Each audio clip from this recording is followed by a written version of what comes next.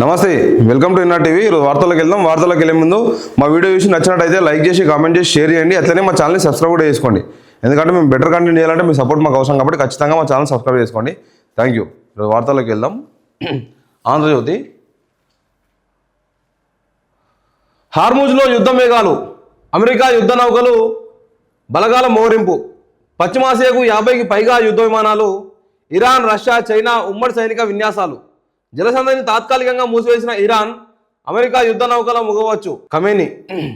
మరో వార్త చూసుకుందాం. బల్కా సుమన్ అరెస్ట్, 14 రోజులు రిమాండ్. ఆదిలాబాద్ జైలుకు బీఆర్ఎస్ నేత తరలింపు. క్యాతన్పల్లిలో ఉద్రిక్తత, 19 మంది అరెస్టు. అప్రజాస్వామికమన్న హరీష్ రావు, కేటీఆర్. ఈ క్యాతన్పల్లి మున్సిపాలిటీకి సంబంధించిన ఆ ఇష్యూ తారాస్థాయికి పోయింది. ఇప్పటికీ తెలంగాణ మొత్తం కూడా ఇప్పుడు హాట్ టాపిక్ అయిపోయింది. ఎందుకంటే కాంగ్రెస్ ప్రభుత్వం అధికార దౌర్జన్యంతో ఎట్లా ప్రవర్తిస్తున్నది, ఇక్కడ బీఆర్ఎస్ మాజీ ఎమ్మెల్యే అయినటువంటి బల్కా సుమన్ దానికోసం ఎట్లా పోరాడుతున్నాడు, ఆ ఇద్దరి మధ్య వాగ్వాదం ఏం నడుస్తున్నది, ఆ పంచాయతీ ఏం నడుస్తుంది అనేది మొత్తం తెలంగాణ మొత్తం కూడా పాకిపోయింది. ఇప్పుడు అదే హాట్ టాపిక్ అయిపోయింది. ఈరోజు అధికారం చేతిలో పెట్టుకొని కాంగ్రెస్ ప్రభుత్వము ఎన్ని రకాల అధికార దుర్వినియోగం చేస్తుంది అనేది ఈ ఈ క్యాతన్పల్లికి మున్సిపాలిటీకి సంబంధించిన ఇష్యూ చూస్తే తెలిసిపోతుంది. ఎందుకంటే ఒక మున్సిపల్ చైర్పర్సన్ కోసము టోటల్ పోలీస్ వ్యవస్థ మొత్తం కూడా అక్కడనే పనిచేస్తున్నది. క్యాతన్పల్లిలో మున్సిపల్ చైర్పర్సన్కి సంబంధించిన ఇష్యూ పైన మొత్తం పోలీస్ వ్యవస్థ మొత్తం అక్కడనే పనిచేస్తున్నది. డిస్టిక్లో ఉన్నటువంటి పోలీస్ వ్యవస్థ మొత్తం ఆనే ఉన్నది. ఆ మిర్యాలగూడ, ఆ డిస్టిక్లో ఉన్నటువంటి మొత్తం పోలీస్ వ్యవస్థ కూడా అక్కడనే పనిచేస్తున్నది. ఓన్లీ బల్కా సుమన్ను అరెస్ట్ చేయడం కోసం 100 మంది పోలీస్ బలగాలు అక్కడ మోహరించినాయి. అంటే అర్థం చేసుకోండి, అధికార దుర్వినియోగం ఎట్లా చేస్తున్నారు, అధికారం ఎట్లా చూపిస్తున్నారు వీళ్ళు కాంగ్రెస్ పార్టీ వాళ్ళు అంటే ఆ క్యాతన్పల్లికి సంబంధించిన ఇష్యూ చూస్తే అర్థమైపోతుంది. కానీ ఆ పోలీసులని మళ్ళీ అధికారులు పట్టించుకుంటలేరు. ఆ పోలీసులకు సంబంధించిన ఆ పోలీసులకు పెట్టే ఫుడ్, ఆ పోలీసులకు పంపించే లంచ్ ఐటమ్స్ మొత్తం కూడా గ్రామ పంచాయతీ చెత్త ట్రాక్టర్ ఉంటుంది కదా, ఆ చెత్త ట్రాక్టర్లో పంపిస్తారు ఫుడ్ వాళ్ళకు. అంటే అర్థం చేసుకోండి, పోలీసులను ఎట్లా చూస్తున్నారు, పోలీసు వ్యవస్థను ఎట్లా వాడుకుంటున్నారు. పోలీసులు వాళ్ళ దగ్గర ఎట్లా అయిపోయినట్టే బానిసలు అయిపోయారు. అందుకే ఈరోజు ఆ పరిస్థితి. పోలీసులకు పంపించాల్సిన ఫుడ్ వాళ్ళు మధ్యాహ్న భోజనము చెత్త ట్రాక్టర్లో పంపించారండి. ఇదే వివేక వెంకటస్వామి గారు, ప్రజెంట్ మినిస్టర్ అయినా, ప్రజెంట్ మంత్రి అయినా వివేక వెంకటస్వామి గారు పోలీసులకు మధ్యాహ్న భోజనము చెత్త ట్రాక్టర్లో పంపించాడు. కానీ అదే పోలీసు వ్యవస్థను ఈరోజు ఉపయోగించుకొని ఆ క్యాతన్పల్లి మున్సిపల్ చైర్పర్సన్కి సంబంధించిన ఇష్యూలా బల్కా సుమన్ గారినో లేకపోతే ఇంకో 9 మంది అరెస్ట్ చేయడానికి అదే పోలీసు వ్యవస్థను వాడుకుంటున్నాడు.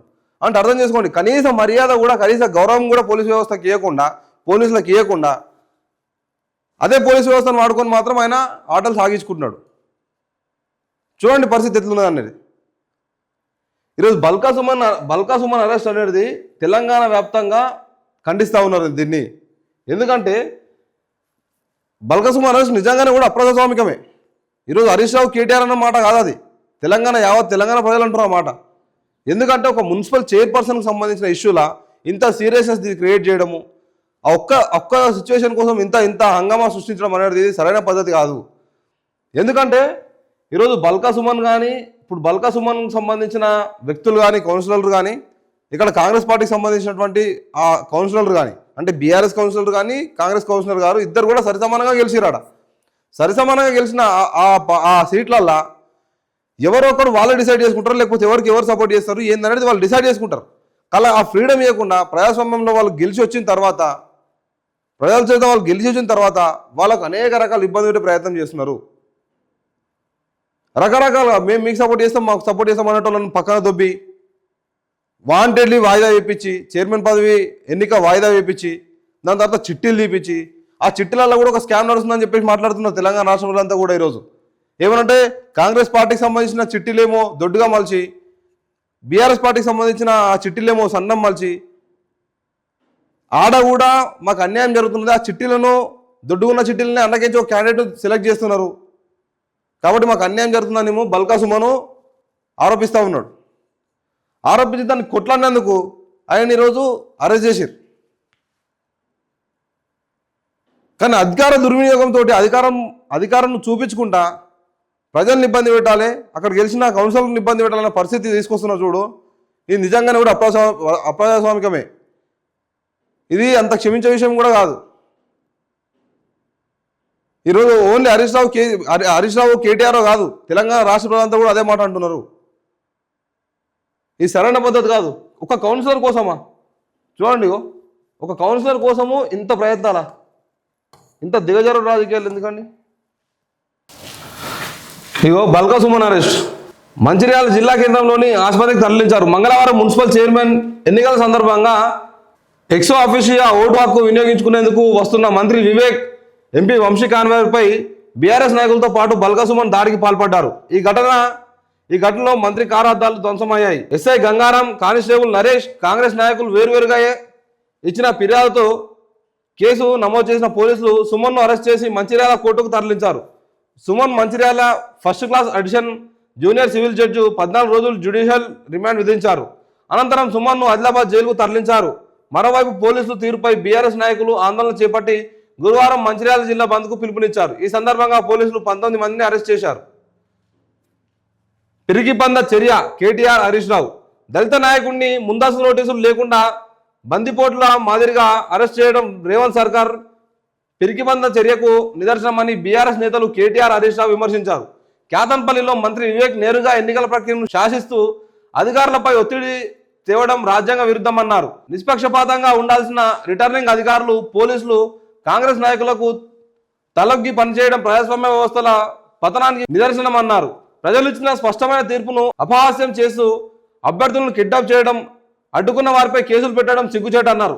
మంత్రి వివేక్ చేస్తున్న అరాచకాలను, ఎన్నికల అక్రమాలను ప్రశ్నించేందుకు బల్కా సుమన్పై అక్రమ కేసులు పెట్టి అరెస్ట్ చేశారని కేటీఆర్, హరీష్ రావు ఆరోపించారు.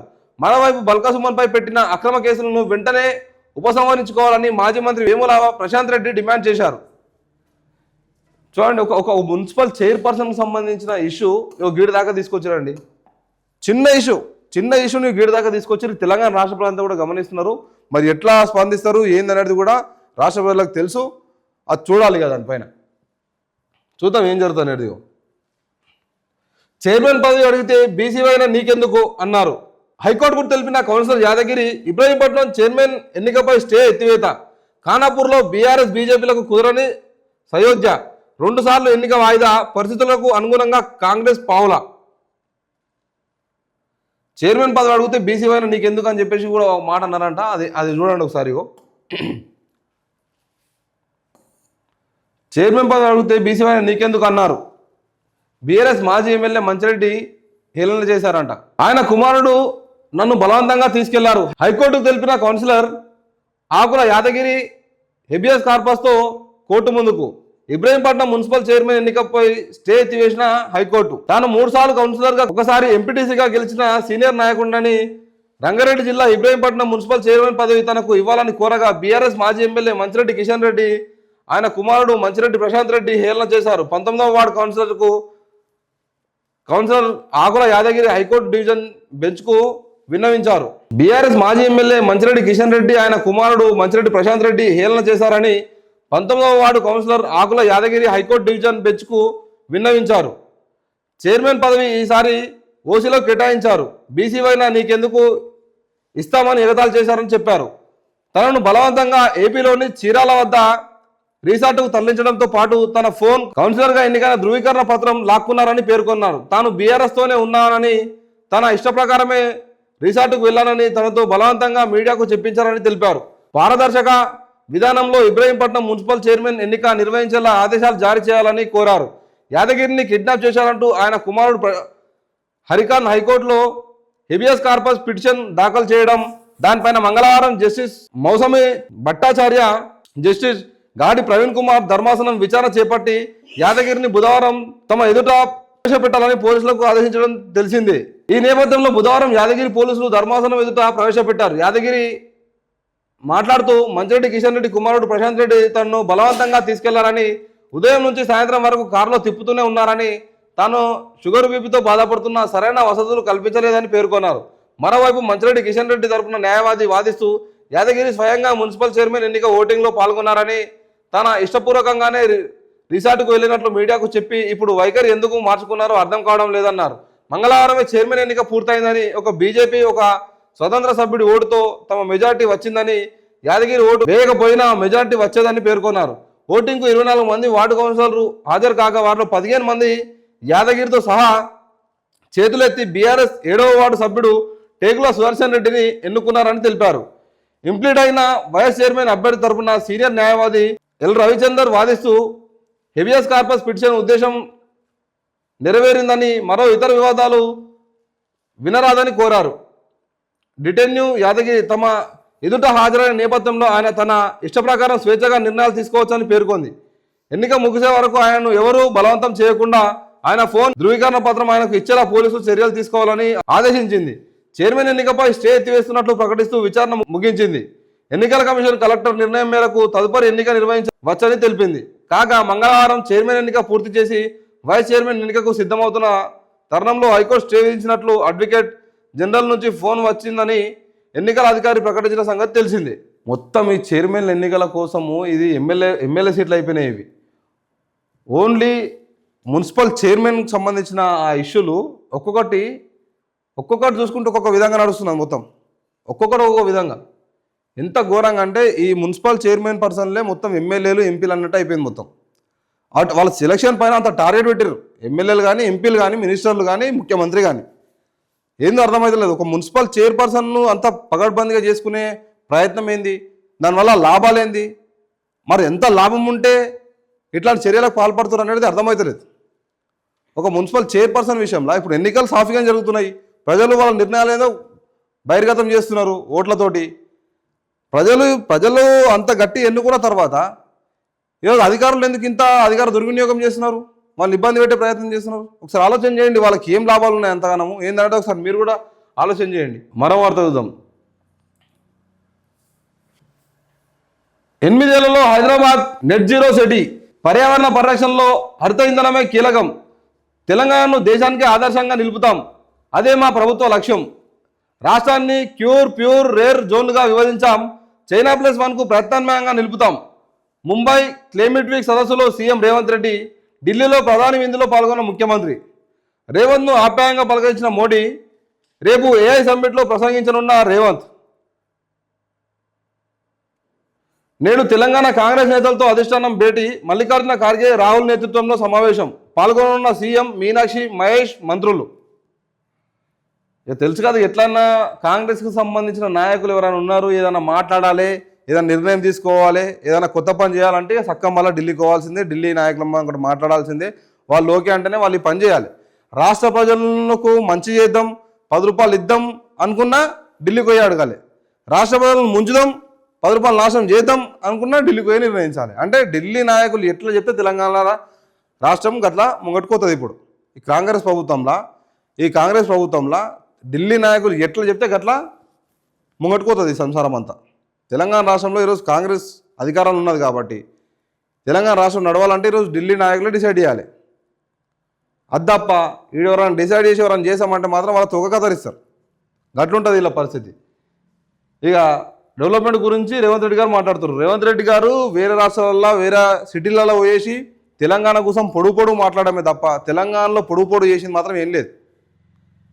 తెలంగాణ కోసం ఇంతింత పొడుగు మాట్లాడడం తప్ప తెలంగాణలో వచ్చి పొడుగు చేసింది మాత్రం ఏం లేదు. ఎంతసేపు డెవలప్మెంట్లో మేము దాంతో పోటీ దీంతో పోటీ పెద్ద దేశాలతో పోటీ పడతాడు. అయినా కూడా మళ్ళీ రాష్ట్రాలతో పోటీ పడాడు. రేవంత్ రెడ్డి గారు డెవలప్మెంట్లో ఎట్లా పోటీ పడతాడు అంటే కూర్చొని మైకు ముంగడ పెట్టుకొని నేను చైనాతో పోటీ పడతా, నేను అమెరికాతో పోటీ పడతా, నేను జపాన్ తోటి పోటీ పడతా, నేను రష్యాతో పోటీ పడతా. గిట్లా గీడిది ఉన్న ఢిల్లీతో పోటీ పడాడు, గీడున్న బెంగళూరుతో పోటీ పడాడు. ఇప్పుడు ఆల్రెడీ ఈ సంబంధించినటువంటి డెవలప్మెంట్ కార్యక్రమాలు మొత్తం కూడా ఇంతకుముందున్న బీఆర్ఎస్ ప్రభుత్వంలో కేటీఆర్ గారు హైదరాబాద్ను ఎట్లా తీర్చిదిద్దాలో అట్లా తీర్చిదిద్దాడు. ఆల్రెడీ వేరే దేశాల సిటీలతోటి హైదరాబాద్ను ఆయన ఎట్లా చేయాలంటే చేసిన డెవలప్మెంట్, ఏ కంపెనీస్ తీసుకురావాలి, ఎట్లా ప్లాన్ చేయాలి, ఎట్లాంటి ఫ్లైఓవర్లు కట్టాలి, ఎట్లాంటి రోడ్లు వేయాలి, ఎట్లాంటి కంపెనీస్ తీసుకురావాలి, ఏ కంపెనీస్ వల్ల జనాలకు ఎంత అవకాశాలు కలుగుతాయి, ఇవన్నిటి విషయంలో ఇంతకుముందున్న బీఆర్ఎస్ ప్రభుత్వం శ్రద్ధ తీసుకున్నది, ఆల్రెడీ ఆ డెవలప్మెంట్ చేసింది. కానీ తెలంగాణ రాష్ట్రంలో ఊర్ల పరిస్థితి ఏమవుతున్నది, మండలాల పరిస్థితి ఏమవుతున్నది, జిల్లాల పరిస్థితి ఏమవుతున్నది ఒక్కసారి రేవంత్ రెడ్డి గారు ఆత్మవిమర్శనం చేసుకోవాలి. ఎందుకంటే ఈరోజు ఊర్లు మొత్తం ఆగమైపోతున్నాయి. రైతులందరూ కూడా ఈరోజు రోడ్ల మీద పడ్డారు. యూరియా వసతుల కోసం మళ్ళీ చెప్పులు పెట్టి నిలబడే పరిస్థితి ఉన్నది. రైతు బంధు లేక పెట్టుబడుల కోసం ఇబ్బందులు పడుతున్నారు. అడ్డమైన అప్పులు తీసుకొస్తున్నారు. మళ్ళా అదే భూమి కుదవబెట్టి ఇట్లాంటి సమస్యలు ఎన్నో ఉన్నాయి. వృద్ధాప్య పింఛన్ పెంచుతామని పెంచగా వాళ్ళు కూడా గోసపడుతున్నారు. మాకు పెంచుతామని ఆశతో మేము ఓటేస్తే మాకు వృద్ధాప్య పింఛన్ పెంచుతారు ఇంకా అని చెప్పేసి ఆ వృద్ధులు కూడా ఆశిస్తున్నారు. ఇట్లాంటి ఆశలు అన్నీ తుంగలో దొక్కి రేవంత్ రెడ్డి గారు బయట సిటీలలో పోయి, బయట రాష్ట్రాలలో పోయి, బయట దేశాలలో పోయి నేను ఆ దేశంతో పోటీ పడతాను, నేను ఈ దేశంతో పోటీ పడతా, తెలంగాణ అంటే అసలు డెవలప్మెంట్ కోసం ఈడున్నది కాదు, వేరే వేరే దేశాలతో పోటీ పడేది అన్నట్టు చూపించుకుంటూ పోయే ప్రయత్నం చేస్తున్నాడు. వాస్తవమే చెప్పాలి. కానీ తెలంగాణకు వచ్చిన తర్వాత మీరు ఏం చెప్తారు? మళ్ళా పక్క రాష్ట్రాలకు ఏమో వేరే వేరే దేశాలతో పోటీ పడతామని చెప్తున్నారు. కానీ అదే తెలంగాణ రాష్ట్రంకి వచ్చిన తర్వాత రూపాయి లేవు జేబులా, ఎక్కడికన్నా అప్పు కోసం పోతే చెప్పులు ఎత్తుకోతామని చెప్పి భయపడి చెప్పులు దాపెట్టుకుంటున్నారని అంటారు. అంటే అర్థం చేసుకోండి, మీ మీ మీ ఆశా వైఖరి కానీ మీ అవకాశ వైఖరి మాటలు ఇవి ఎట్లున్నాయంటే ఒకసారి ఆలోచన చేయండి. అరే ఏడుకోదానికి ఏడవైనా కూడా నేను ఆ దేశంతో పోటీ పడుతూ ఈ దేశంతో పోటీ పడుతుంటున్నారు. కానీ తెలంగాణ రాష్ట్రంలో డెవలప్మెంట్ ఏం జరుగుతున్నది, సంక్షేమం ఏం జరుగుతున్నది ఒకసారి ఆలోచన చేస్తురా? నిరుద్యోగులు మళ్ళీ రోడ్ల మీదకి వస్తున్నారు, ఉద్యోగస్తులు కూడా రోడ్ల మీదకి వస్తున్నారు, రైతులు రోడ్ల మీదకి వచ్చారు. రైతులలో ఆల్రెడీ మీరు రాగానే రోడ్ల మీకు తెచ్చారు. ఇవన్నీ విషయాలు పక్కన పెట్టి ఇంకా కూడా నేను వేరే వేరే దేశాలతో పోటీ పడతాను, నేను ఏదో చేసేస్తాను అని చెప్పేసి మాట్లాడడం అనేది సరైన పద్ధతి కాదు. మీరు ఫస్ట్ ఇంట గెలిచి ఏమంట చూసినా ఇంట గెలిచి రచ్చ గెలవాలంటారు. మీరు ముందు పోయి రచ్చ గెలవాలని ప్రయత్నం చేస్తున్నారు. తెలంగాణ రాష్ట్రం అంటే అది ఇది ఏమో చేసేస్తామని చెప్పి మాట్లాడుతున్నారు. కానీ వాళ్ళు నమ్ముతారు. ఎందుకంటే తెలంగాణ రాష్ట్రం ఆల్రెడీ చెప్తే వినే శైలినే ఉన్నది. తెలంగాణ రాష్ట్రం పరిస్థితి చెప్తే నమ్మే శైలిలో ఉన్నది. ఎందుకంటే ఇంతకుముందు బీఆర్ఎస్ ప్రభుత్వం చేసింది అదంతా.